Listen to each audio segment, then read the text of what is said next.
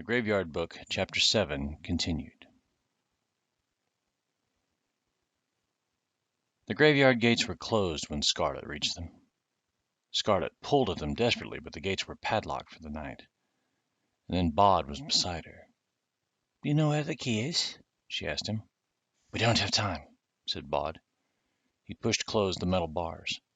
"Put your arms around me." "Your what?" "Put your arms around me and close your eyes." Scarlet stared at Bod as if daring him to try something. Then she held him tightly and screwed her eyes shut. "Okay." Bod leaned against the bars of the graveyard gates. They counted as part of the graveyard, and he hoped that his freedom in the graveyard might just possibly, just this time, cover other people too. And then, like smoke, Bod slipped through the bars. "You can open your eyes." She did that. "How did you do that?" "This is my home. I can do things here." The sound of shoes slapping against the pavement, and the two of them were on the other side of the gate. And then two men were on the other side of the gate, rattling them, pulling at them. "Hello," said Jack Ketch, with a twitch of his mustache, and he smiled at Scarlet through the bars like a rabbit with a secret. He had a black silk cord tied around his left forearm, and now he was tugging at it with his gloved right hand. He pulled it off his arm and into his hand, testing it, running it from hand to hand as if he were about to make a cat's cradle. "Come on out, girlie. It's all right. No one's going to hurt you." We just need you to answer some questions," said the big blond man, Mr. Nimble. "We're on official business." He lied. There was nothing official at all about the Jacks of all trades, although there had been Jacks in governments and in police forces and in other places besides. "Run," said Bod to Scarlet, pulling at her hand. She ran. "Did you see that?" said the Jack they called Ketch. "What?" "I saw somebody with a boy." "The boy?" called Jack the Nimble. "How would I know? Here, give me a hand up." The bigger man put his hands out, linked them to make a step, and Jack Ketch's black-clad foot went into it. Lifted up, he scrambled up to the top of the gates and jumped down onto the drive, landing on all fours like a frog. He stood up and said, "Find another way in. I'm going after them." And he sprinted off the winding path that led up into the graveyard. Scarlet said, "Just tell me what we're doing." Bod was walking fast through the twilight graveyard, but he wasn't running. Not yet. "How do you mean?" "I think that man wanted to kill me. Did you see how he was playing with that black cord?" "I'm sure he does. That man Jack, your Mr. Frost, he was going to kill me. He's got a knife." "He's not my Mr. Frost." "Well, I suppose he is, sort of. Sorry, where are we going?" "First we put you somewhere safe, and then I deal with him." All around Bod, the inhabitants of the graveyard were waking and gathering, worried and alarmed. "Bod," said Caius Pompeius, "what is happening?" "Bad people. Can our lot keep an eye on them? Let me know where they are at all times. We have to hide Scarlet. Any ideas?" "The chapel crypt," said Thackeray Porringer. "First place to look." "Who are you talking to?" asked Scarlet, staring at Bod as if he'd gone mad. Caius Pompeius said, "Inside the hill." Bod thought. "Yes, good call. Scarlet, do you remember that place where we found the Indigo Man?" "Kind of. The dark place. I remember there wasn't anything to be scared of." "I'm taking you up there." They hurried up the path. Scarlet could tell that Bod was talking to people as he went, but could only hear his side of the conversation. It was like hearing someone talk on the phone. Which reminded her. "Your mum's going to go spare. I'm dead." "No, you're not." "Not yet. Not for a long time." And then to someone else. "Two of them now? Together? Okay." They reached the Frobisher Mausoleum. "The entrance is behind the bottom coffin on the left.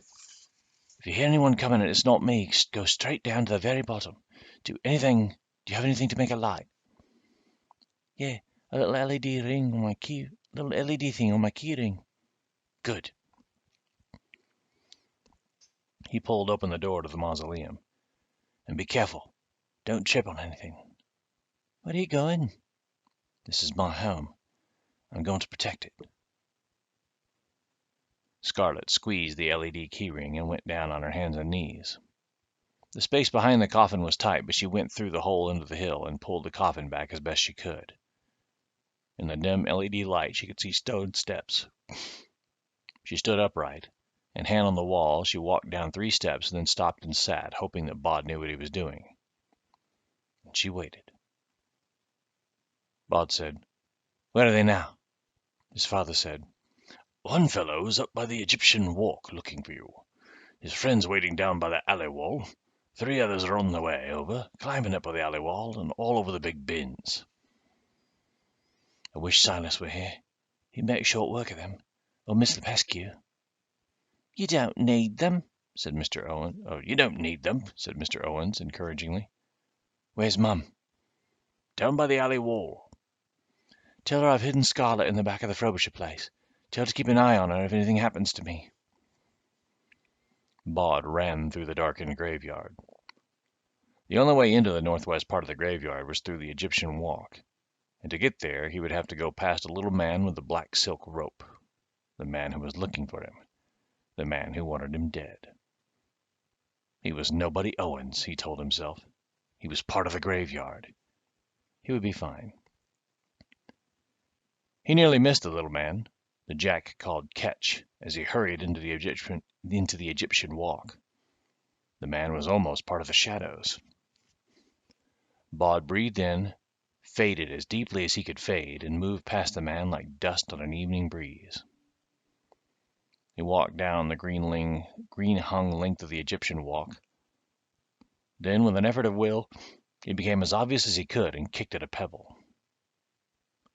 He saw the shadow by the arch detach itself and come after him, almost as silent as the dead.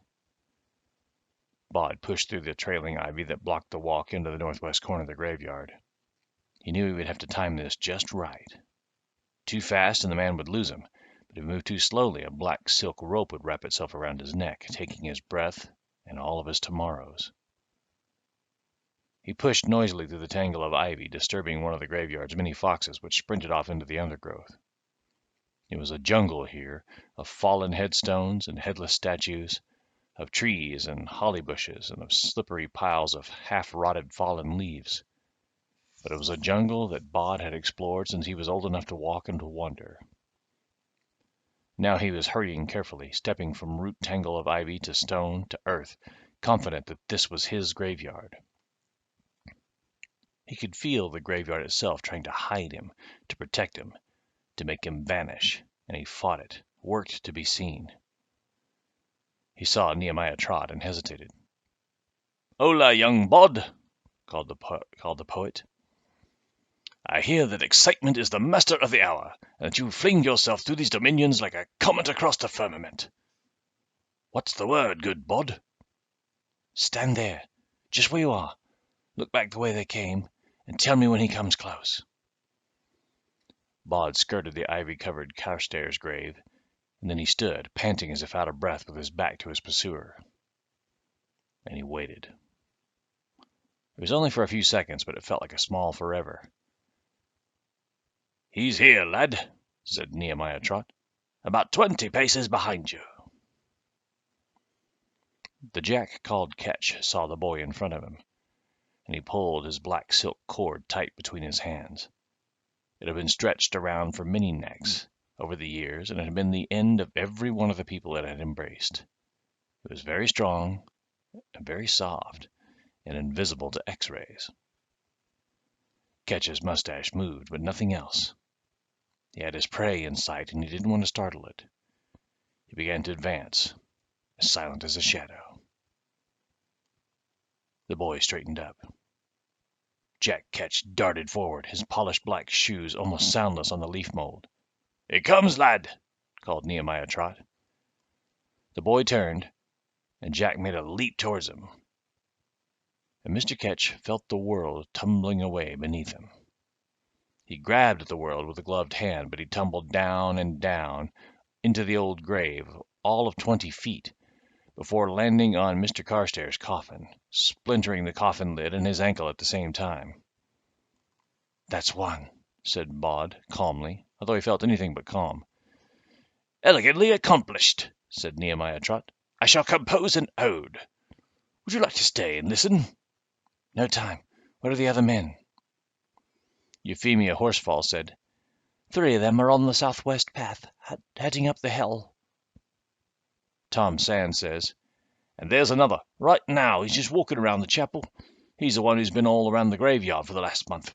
But there's something different about him." Bod said, "Keep an eye on the man in with Mr. Carstairs, and please apologize to Mr. Carstairs for me." He ducked under a pine branch and loped around the hill on the paths from when it suited him, and off the paths, jumping from monument to stone when it was quicker. He passed the old apple tree. "There's 4 of them still," said a tart female voice.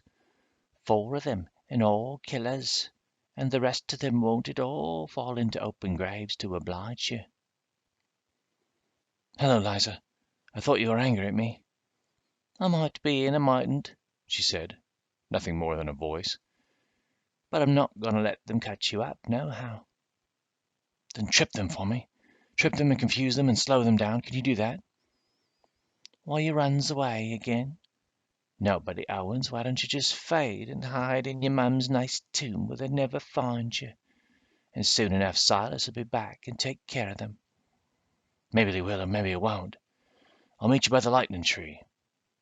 "I am still not talking to you," said Liza Hemstock's voice, proud as a peacock and pert as a sparrow. "Well, actually you are. I mean, we're talking right now. Only during this emergency. After that, not a word." Bod made for the lightning tree, an oak that had been burned by lightning 20 years ago and was now nothing more than a blackened limb clutching at the sky. He had an idea. It wasn't fully formed. It depended on whether or not he could remember Miss Lepescue's lessons, remember everything he had seen and heard as a child. It was harder for him to find the grave than he'd expected, even looking for it, but he found it.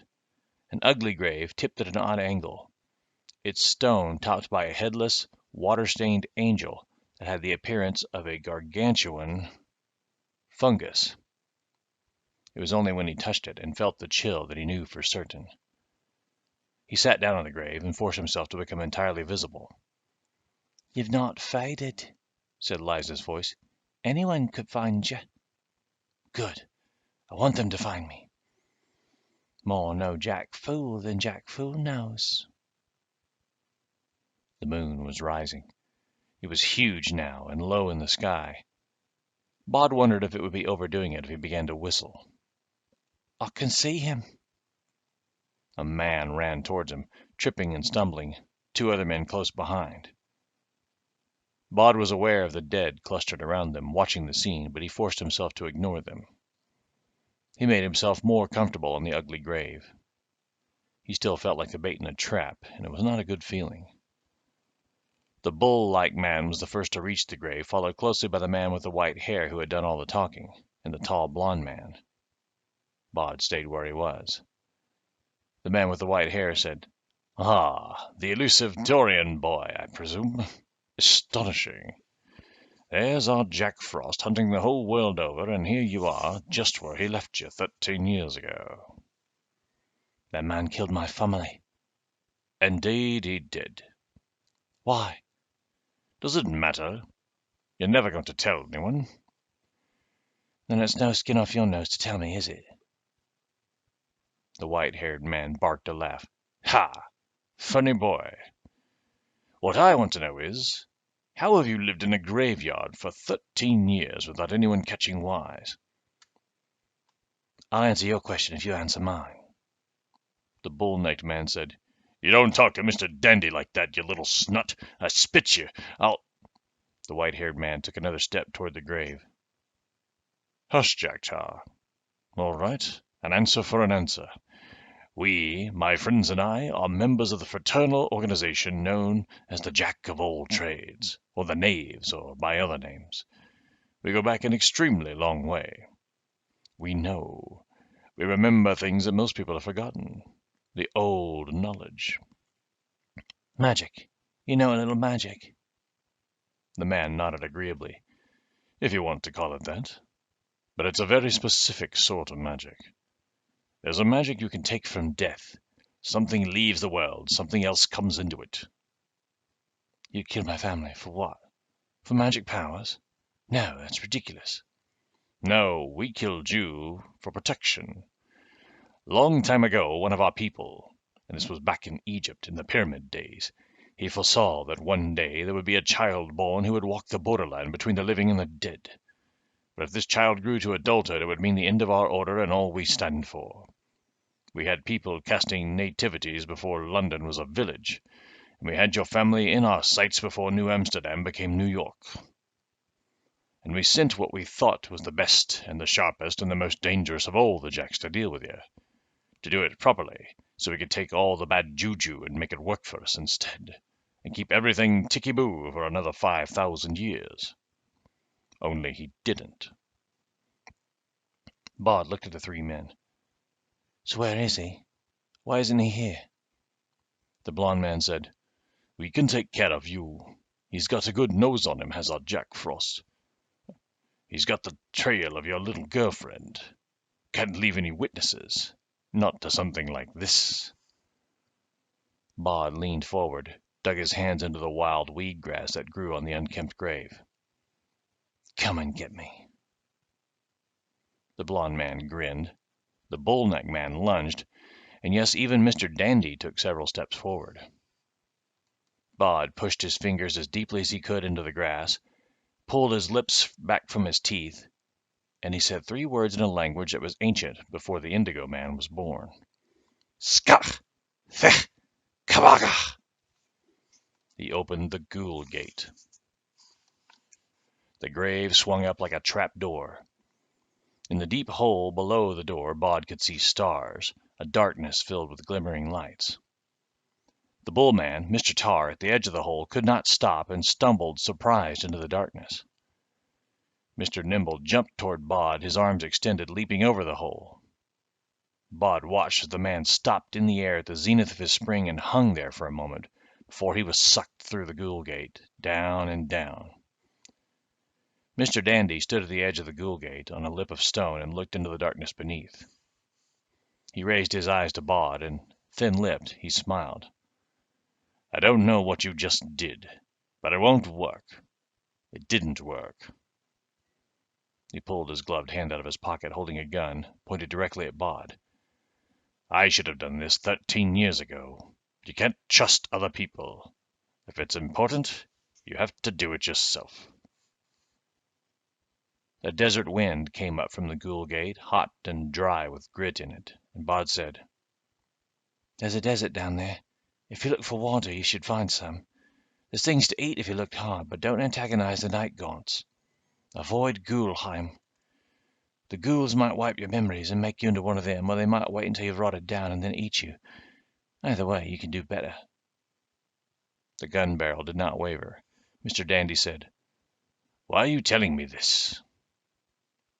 Bod pointed across the graveyard. Because of them, he said. And as he said it, Mr. Dandy glanced away only for a moment, and Bod faded. Mr. Dandy's eyes flickered away and back, but Bod was no longer by the broken statue.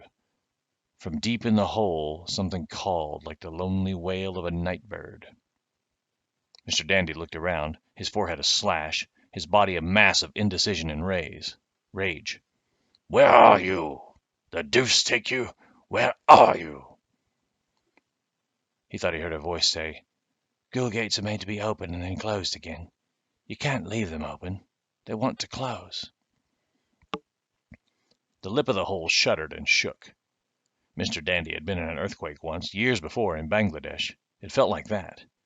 The earth juddered, and Mr. Dandy fell, and would have fallen into the darkness, but he caught hold of the fallen headstone and threw his arms around it and locked on.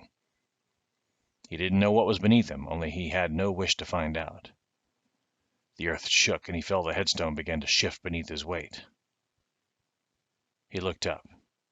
The boy was there, looking down at him curiously.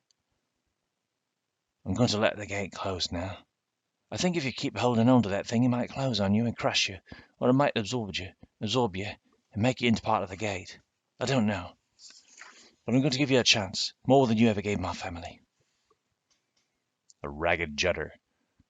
Mr. Dandy looked up into the boy's gray eyes, and he swore, and then he said, "You can't ever escape us. We're the jacks of all trades. We're everywhere. It's not over." It is over for you. The end of your people and all you stand for. Like your man in Egypt predicted. You didn't kill me. You were everywhere, and now it's all over. That's what Silas is doing, isn't it? He said, smiling. That's where he is. Mr. Dandy's face confirmed everything that Bod had suspected. What Mr. Dandy might have said to that, Bod would never know, because the man let go of the headstone and tumbled slowly down into the open ghoul gate. Bog said, "Weh, carados." The ghoul gate was once again a grave, and nothing more. Something tugged at his sleeve. Fortinbras Bartleby looked up at him. "Bod, man by the chapel. He's going up the hill."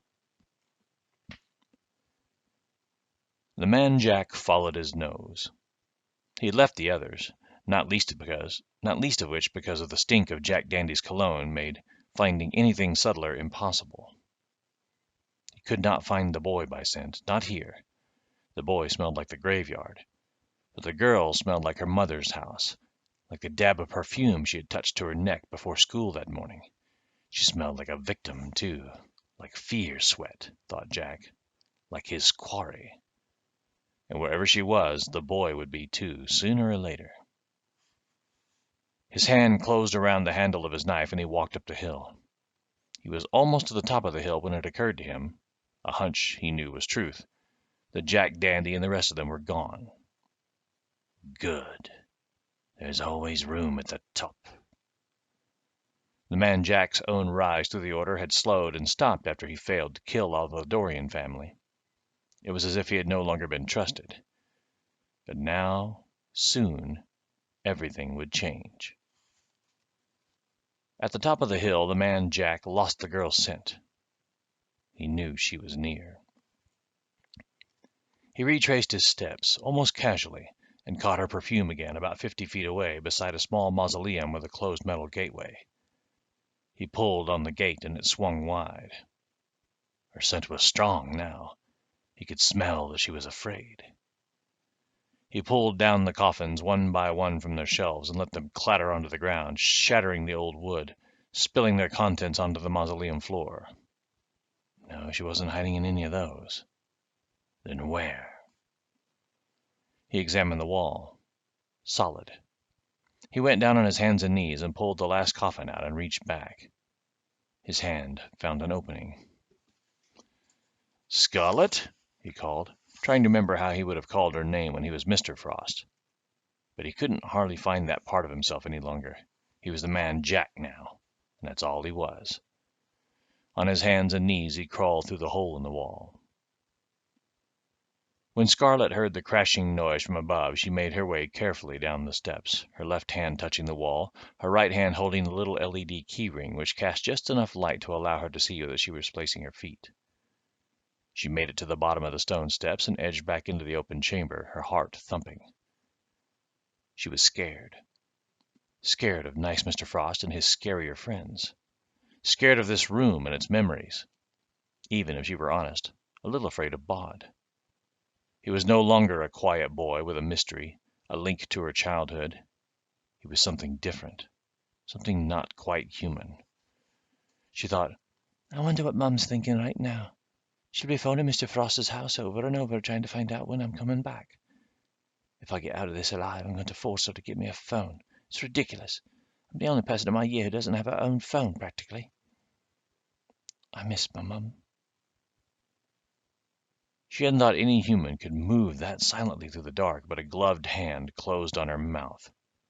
A voice that was only barely recognizable as Mr. Frost said, without emotion, "Do anything clever, do anything at all, and I will cut your throat." Nod if you understand me." Scarlet nodded. Bod saw the chaos on the floor of the Frobisher mausoleum, the fallen coffins with their contents scattered across the aisle. There were many Frobishers and several Pettifers, all in various states of upset and consternation.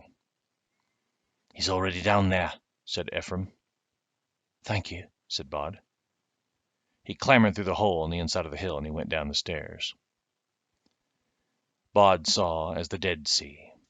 He saw the steps, he saw the chamber at the bottom, and when he got halfway down the steps he saw the man Jack holding Scarlet.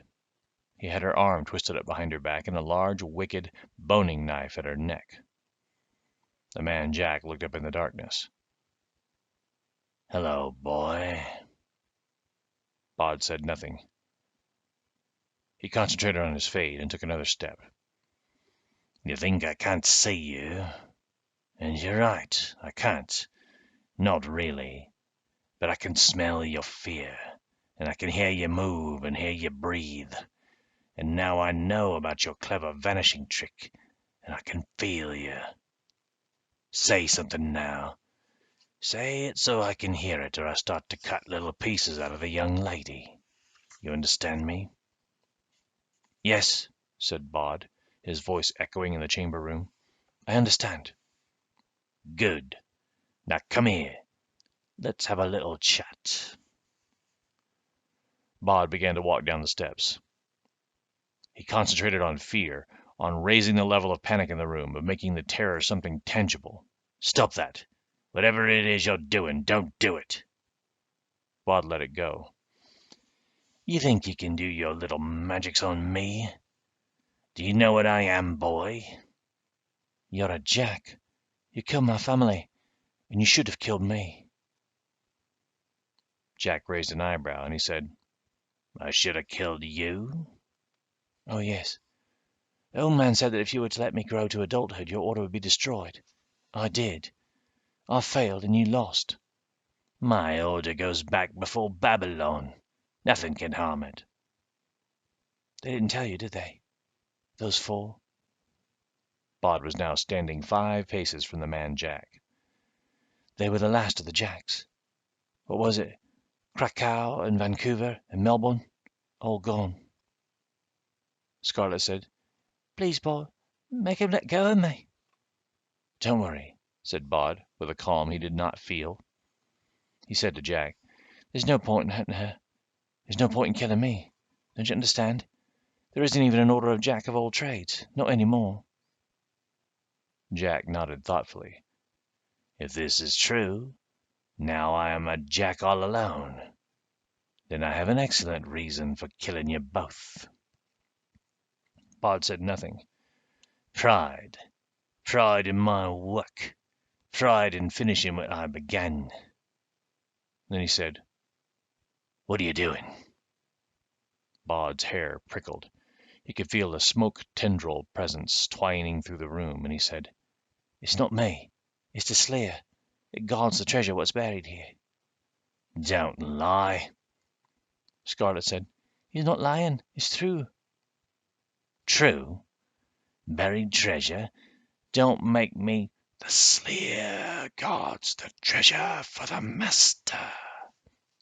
"Who said that?" asked the man Jack, looking around. "You heard it?" asked Bod, puzzled. "I heard it, yes." Scarlet said, "I didn't hear anything." And the man Jack said, "What is this place, boy? Where are we?" Before Bod could speak, the Slayer's voice spoke, echoing through the chamber. "This is the place of the treasure. This is the place of power. This is where the Slayer guards and waits for its master to return." Bod said, "Jack?" The man Jack tilted his head to one side, and he said, "It's good to hear my name in your mouth, boy. If you'd used it before, I could have found you sooner." "Jack, what's my real name? What did my family call me?" "Why should that matter to you now?" "The Slayer told me to find my name. What was it?" Jack said, Let me see. Was it Peter? Or Paul? Or Roderick? You look like a Roderick. Maybe you're a Stephen." He was playing with the boy. "You might as well tell me. You're going to kill me anyway." Jack shrugged and nodded into the darkness as if to say, obviously. "I want you to let the girl go. Let Scarlet go." Jack peered into the darkness and said, "That's an altar stone, isn't it? "I suppose so." And a knife, and a cup, and a brooch." He was smiling now in the darkness. Baud could see it on his face. A strange, delighted smile that seemed out of place on that face. A smile of discovery and of understanding. Scarlet couldn't see anything but a blackness that sometimes erupted into flashes inside her eyeballs, but she could hear the delight in Jack's voice. The man Jack said, "So the brotherhood is over and the convocation is at an end. And yet, if there are no more Jacks of all trades but me, what does it matter? There can be a new brotherhood, more powerful than the last." "Power," echoed the Slayer. "This is perfect. Look at us. We're in a place in which my people have hunted for thousands of years, with everything necessary for the ceremony waiting for us. It makes you believe in Providence, doesn't it? Or in all the massed prayers of all the Jacks who have gone before us, that at our lowest ebb we are given this." Baud could feel the Slayer listening to Jack's words, could feel the low susurrus of excitement building in the chamber. The man said, "I'm going to put out my hand, boy. Scarlet, my knife is still at your throat. Do not try to run when I let go of you. Boy, you will place the cup and the knife and the brooch in my hand." "The treasure of the Slayer," whispered the triple voice. "It always comes back. We guard it for the master." Baud bent down, took the objects from the altar stone, and put them into Jack's open gloved hand. Jack grinned. "Scarlet, I'm going to release you. When I take the knife away, I want you to lie face down on the ground with your hands behind your head. Move or try anything, and I will kill you painfully. Do you understand?" She gulped. Her mouth was dry, but she took one shaky step forward. Her right arm, which had been twisted up to the small of her back, was now numb, and she felt only pins and needles in her shoulder. She lay down, her cheek resting on the packed earth. "We're all dead," she thought. And it wasn't even tinged with emotion. It felt as if she were watching something happening to other people, a surreal drama that had turned into a game of murder in the dark. She heard the noise of Jack taking hold of Baud. Baud's voice said, "Let her go." "If you do everything I say, I won't kill her. I won't even hurt her." "I don't believe you. She can identify you." "No." The adult voice seemed certain. "She can't." And then it said, 10,000 years and the knife is still sharp." The admiration in the voice was palpable. "Boy, go kneel on that altar stone, hands behind your back. Now." "It has been so long," said the Slayer. But all Scarlet heard was a slithering noise, as if of enormous coils winding around the chamber. The man Jack heard, "You want to know your name, boy, before I spill your blood on the stone?" Baud felt the cold of the knife at his neck. And in that moment, everything slowed, and Baud understood. Everything came into focus. "I know my name. I'm W. Owens, that's who I am." And kneeling on the cold altar stone, it seemed very simple. "Slayer, do you still want a master?" "The Slayer guards the treasure until the master returns." "Well, haven't you finally found the master you've been looking for?" He could sense the Slayer writhing and expanding, hear a noise like the scratching of 1,000 dead twigs, as if something huge and muscular were snaking its way around the inside of the chamber. And then for the first time Baud saw the Slayer. Afterwards, he was never able to describe what he'd seen. Something huge, yes. Something with the body of an enormous snake, but with the head of a... what? There were 3 of them. 3 heads, 3 necks. The faces were dead, as if something had constructed dolls from parts of corpses of humans and that of animals. The faces were covered in purple patterns, tattooed with swirls of indigo, turning the dead faces into strange, expressive, monstrous things. The faces of the Sleers nuzzled the air around Jack tentatively, as if they wanted to stroke or caress him. "What's happening? What is it? What does it do?" "It's called the Sleer, and it guards this place. It needs a master to tell it what to do." Jack hefted the flint knife in his hand. "Beautiful. And of course it's been waiting for me. And yes, obviously I am its new master." The Sleer encircled the interior of the chamber. "Master," it said, like a dog who had waited patiently for too long. It said, "Master," again, as if testing the word to see how it tasted. And it tasted good. And so it said one more time with a sigh of delight and longing, "Master." Jack looked down at Bod. 13 years ago I missed you, and now we are reunited. The end of one order, the beginning of another. Goodbye, boy." With one hand he lowered the knife to the boy's throat, and the other hand he held the goblet. "Bod, not boy. Bod." He raised his voice. "Sleer, what will you do with your new master?" "We will protect him until the end of time. The Sleer will hold him in its coils forever, and never let him endure the dangers of the world." "Then protect him. Now."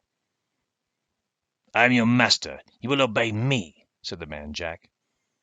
"The Sleer has waited so long," said the triple voice of the Sleer, triumphantly.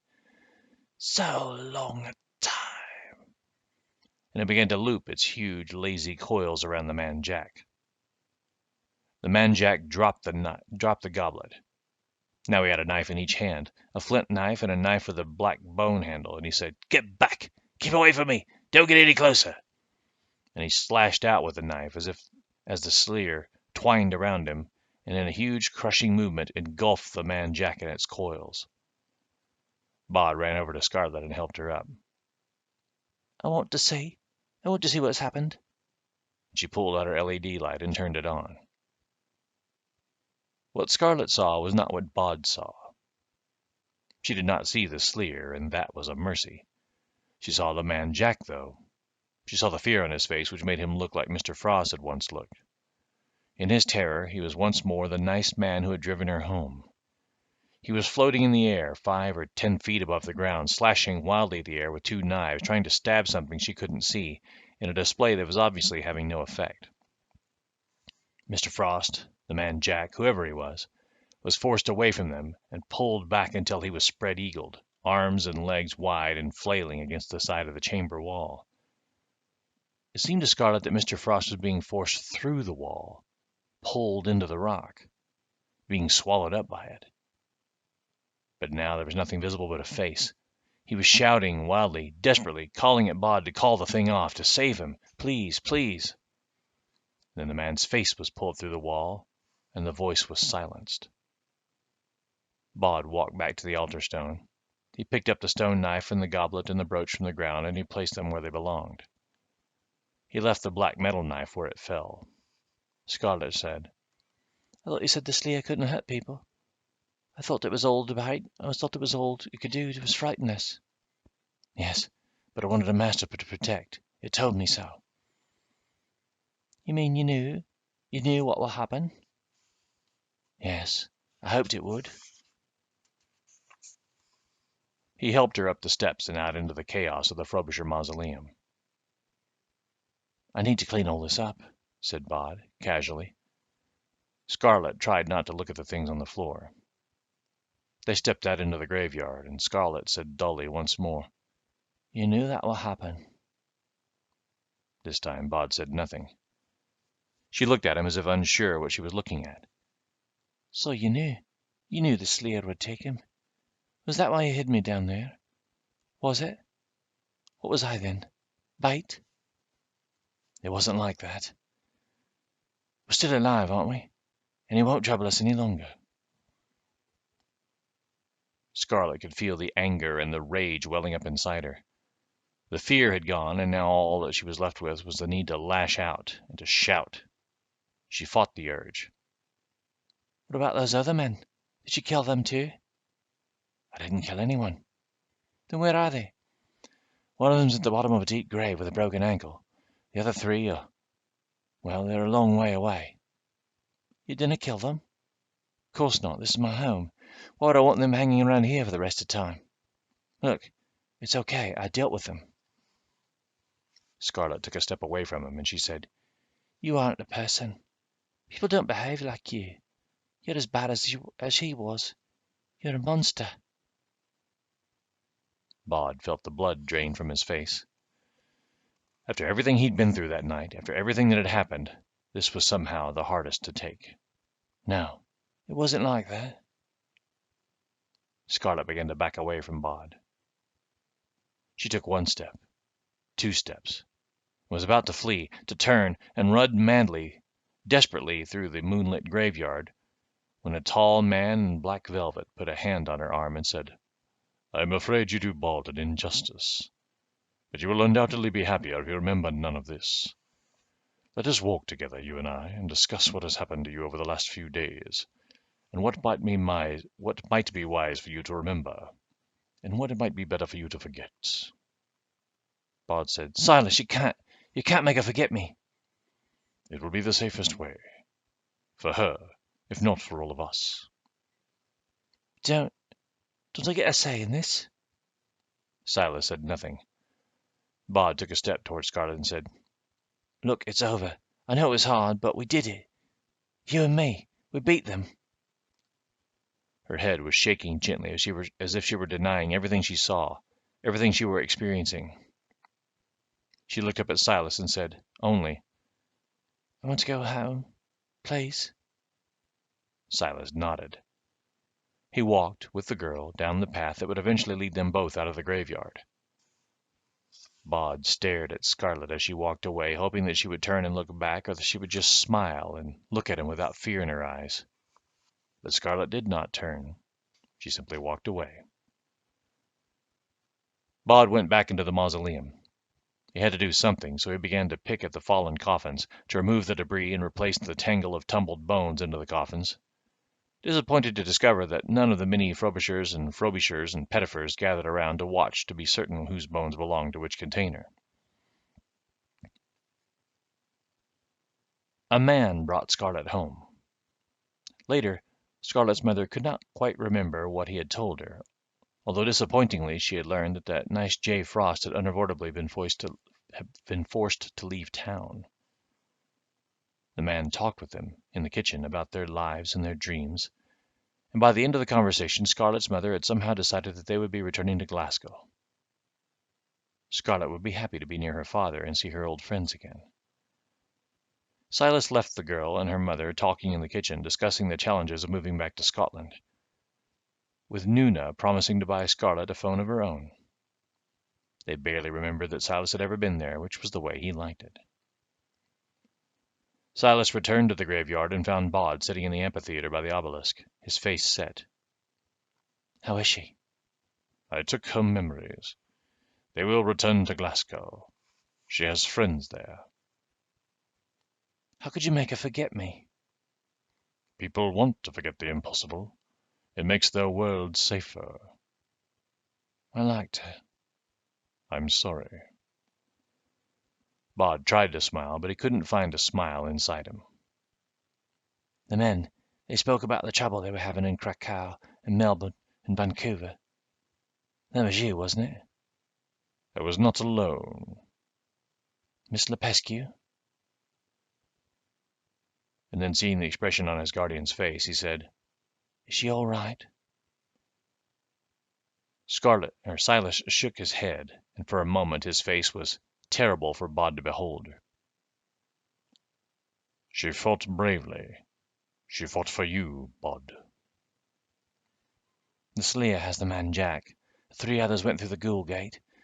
There's an injured one, but still alive at the bottom of Coster's grave. He is the last of the Jacks. I will need to talk to him then before sunrise. The wind that blew across the graveyard was cold, but neither the man nor the boy seemed to feel it. She was scared of me. Yes. But why? I saved her life. I'm not a bad person. I'm just like her. I'm alive too. How did Miss Lebesgue fall? Bravely. In battle. Protecting others. Bod's eyes were dark. You could have brought her back here, buried her here, then I could have talked to her. That was not an option. Bod felt his eyes stinging, and he said, She used to call me Nimini. No one will ever call me that again. Shall we go and get food for you? We? You want me to come with you, out of the graveyard? No one is trying to kill you. Not right now. There are lots of things that they are not going to be doing, not any longer. So yes. What would you like to eat? Bod thought about saying that he wasn't hungry, but that simply was not true. He felt a little sick and a little lightheaded, and he was starving. Pizza? They walked through the graveyard, down to the gates. As Bod walked, he saw the inhabitants of the graveyard, but they let the boy and his guardian pass among them without a word. They only watched. Bod tried to thank them for their help, to call out his gratitude, but the dead said nothing. The lights of the pizza restaurant were bright, brighter than Bod was comfortable with. He and Silas sat near the back, and Silas showed him how to use a menu, how to order food. Silas ordered a glass of water and a small salad for himself, which he pushed around the bowl with his fork but never actually put to his lips. Bod ate his pizza with his fingers and enthusiasm. He did not ask questions. Silas would talk at his own time, or he would not. Finally, Silas said, We had known of them, of the Jacks, for a long, long time, but we knew only of them from the results of their activities. We suspected there was an organization behind it, but they hid too well. And then they came after you, and they killed your family. And slowly I was able to follow their trail. Is we, you and Miss Lepescu? Us, and others like us. The honor guard. How did you hear about... No matter. Little pitchers have big ears, they say. Yes, the honor guard. Silas picked up his glass of water. He put the water to his lips, moistened them, and put it back down on the polished black tabletop. The surface of the tabletop was almost mirrored, and had anyone cared to look, they might have observed that the tall man had no reflection. Bod said, So, now you're done. Done with all this. Are you going to stay? I gave my word. I am here until you are grown. I'm grown. No. Almost. Not yet. He put a 10-pound note down on the table. That girl, Scarlet. What was she so scared of me, Silas? Silas said nothing, and the question hung in the air as the man and the youth walked out of the bright pizza restaurant and into the waiting darkness. And soon they were swallowed by the night.